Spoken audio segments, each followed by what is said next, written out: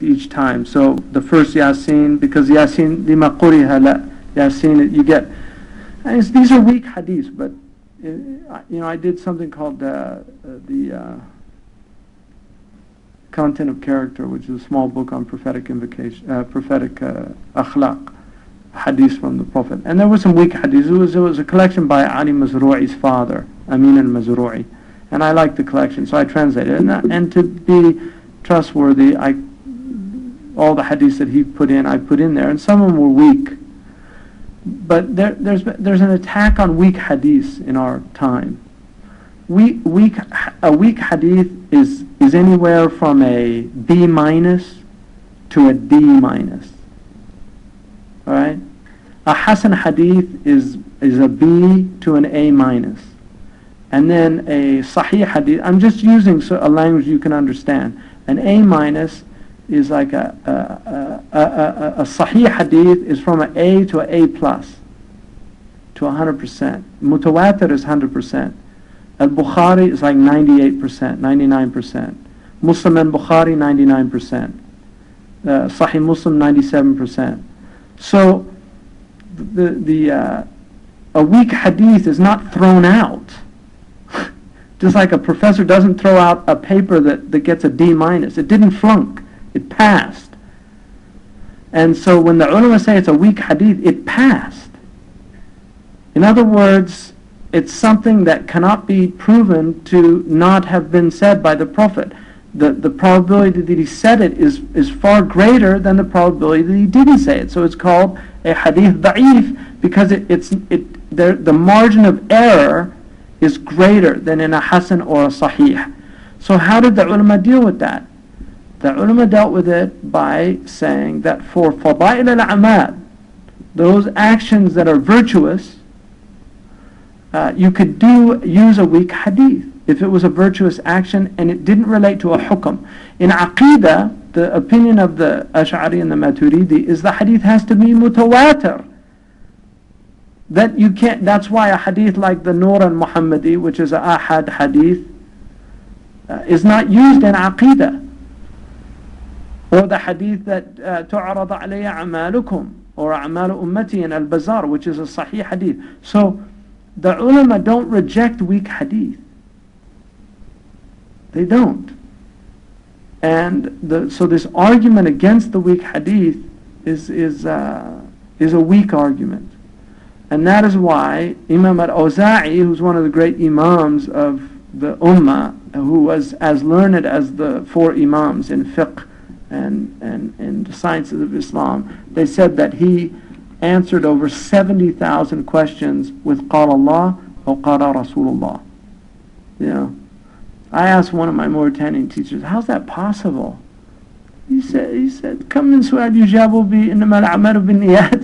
He said, how many questions are answered with innama al-a'malu bin niyat? So, but he was a master of dalil and hadith. He was of the opinion that Nisfu Sha'ban was ma'mul, that people should ihya al-layl is a good night. Imam Malik karihahu, like Ibn al-Hajj said in al-Madkhal. The later Malikis tended to consider it an important night. I'm sure, I don't know, in Sudan, is Nisfu Sha'ban, is it some of them, and some don't. Yeah, so that's the way it is in Mauritania. Some of the ulama take it, the other ones don't. So it's one of those issues. I personally, like I said, I was only, recently that I did anything on Nisfu Sha'ban, but I personally benefited on Nisfu Sha'ban, personally. That was my personal experience. So, but in Tareem, they do, in the first Yasin, they make the intention of spending a long life in worship. In the second Yasin, with the intention of protection from calamities. And in the third Yasin, with the intention of being in need only of Allah and freed from the need of others. So getting your debts fulfilled, all those things. So that's a practice that the Hadarima do, the ulama do, the Ba'alawi. Again, it's based on the hadith of Yasin. It's that Yasin is, you get the intention of what you read it for. So if you read it with a niyyah, then it has that blessing. I had something stolen, from me years ago. It wasn't mine. It was actually this is a true story. you know, when you first become Muslim, it's very interesting, your hal. You know, it's a good hal to be in.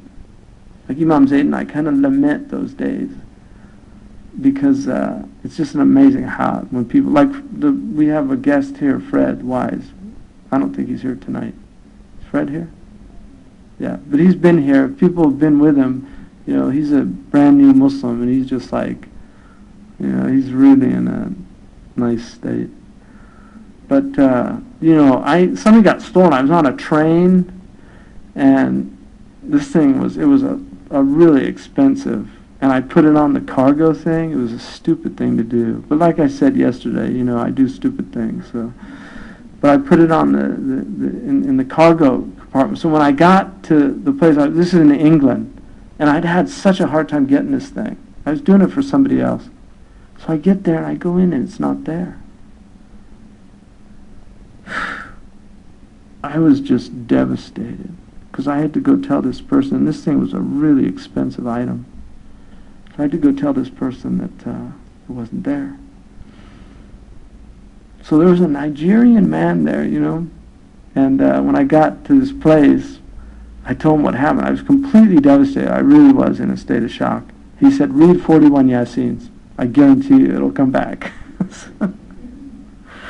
So I swear to God, I spent the whole night reading 41 Yaseens. I really did. I just read 41 with total and utter belief in what he was telling me. The next morning, and wallahi, as Allah is my witness, the next morning I went to the train station. It was just there, right on the corner, open. Anybody could have taken it. Wallahi. You know, so when you have that iman, even if it's like a bid'ah or if it's something, it's like Allah is so generous with sincerity, you know, if you really believe something. So now it's always better to do what the Prophet ﷺ did, no doubt. But Yasin is a great gift to this ummah from Allah. It's the heart of Quran, and Yasin has incredible efficaciousness. It really does. Mujarrab. You know, this is what the ulama in the books they say, mujarrab. It's been tried and tested. So don't listen to people who say, bid'ah, weak hadith, you know. Trust me, mujarrab. Alhamdulillah. Jazakumullah khairan.